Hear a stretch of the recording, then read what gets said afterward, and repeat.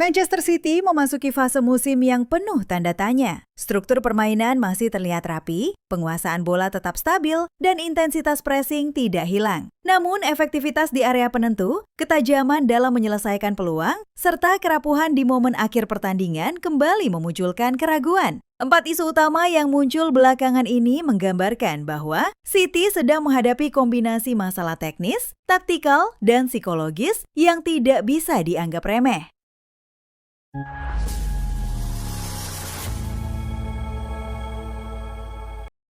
Dominasi tidak menjamin hasil.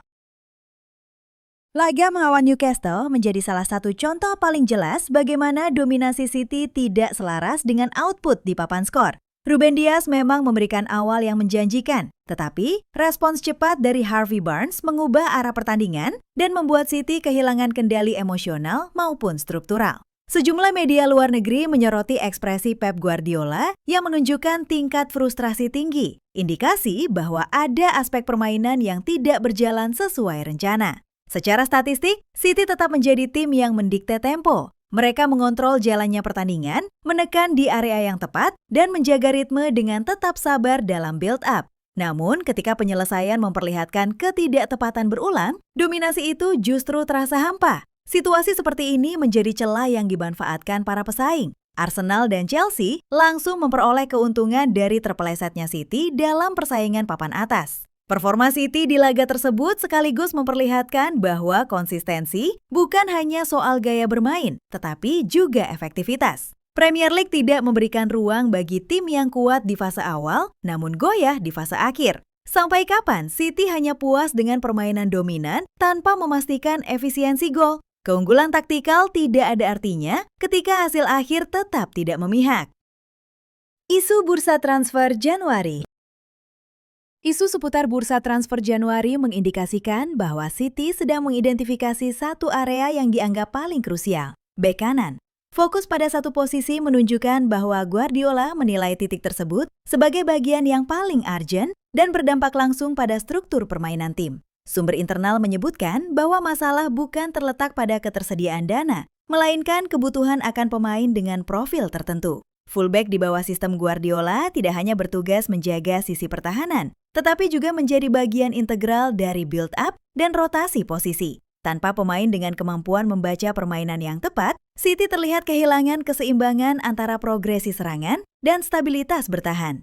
Jika City gagal menambah amunisi yang sesuai pada Januari, risiko yang muncul bukan hanya soal kedalaman skuad. Ritme permainan bisa terganggu, terutama ketika jadwal padat menuntut fleksibilitas taktik. Kesalahan kecil di area tersebut dapat membawa konsekuensi besar di fase akhir musim. Akan mengambil langkah cepat untuk menutup kelemahan atau kembali menunggu hingga kerusakan semakin terlihat. Struktur permainan tidak akan stabil jika titik lemah dibiarkan tanpa solusi. Kontrol hilang pada waktu paling penting.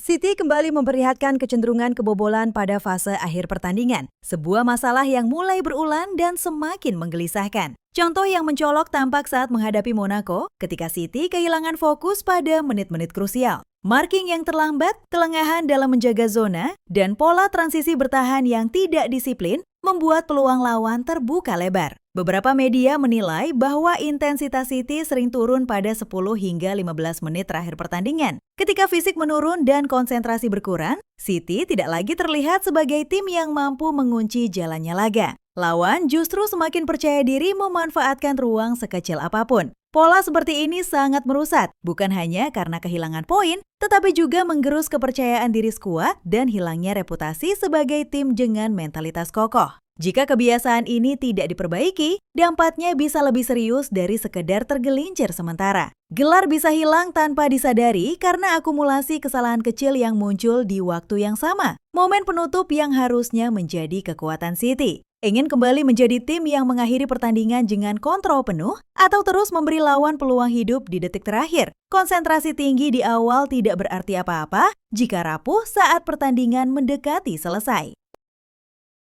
Potensi besar yang masih mencari ritme. Di tengah dinamika yang terjadi, Guardiola memberikan perhatian khusus kepada satu pemain mudanya yang ia nilai sebagai salah satu talenta terbaik yang pernah bekerja dengannya. Pujian tersebut bukan hal kecil. terutama mengingat standar tinggi Guardiola terhadap potensi dan kualitas pemain. Namun, performa pemain muda ini menunjukkan bahwa proses adaptasi di sistem Guardiola tidak bisa dilakukan secara instan. Setiap pergerakan harus memiliki tujuan, setiap positioning harus tepat, dan setiap keputusan harus cepat. Kesalahan kecil dapat berujung pada hilangnya kepercayaan dan menit bermain. Tekanan kompetitif di skuad City membuat ruang adaptasi semakin sempit. Apabila pemain ini mampu menyesuaikan diri dengan tuntutan taktik yang kompleks, ia berpotensi menjadi pilar masa depan City. Namun, jika prosesnya tersendat, ekspektasi besar yang melekat bisa berubah menjadi beban yang mengganggu perkembangan karirnya. Dalam kompetisi seketat Premier League, kesalahan berulang tidak akan mendapatkan toleransi panjang. Mampu berkembang menjadi bagian penting proyek jangka panjang atau hanya bertahan di batas ekspektasi tanpa realisasi penuh. Potensi tidak cukup jika tidak dibarengi ketepatan eksekusi di level tertinggi.